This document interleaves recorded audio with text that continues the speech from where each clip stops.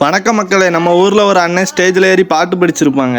அந்த அண்ணனால நடக்க முடியாது, ஆனாலும் ரொம்ப சூப்பராகவே பாட்டு படிச்சாங்க. நீங்க லைக் பண்ணலனா கூட பரவாயில்ல, அந்த பாட்டு எப்படி இருக்குன்னு கமெண்ட் பண்ணிட்டு போயிருங்க. எடிட்டர் தம்பி அந்த பாட்டை போடுறா.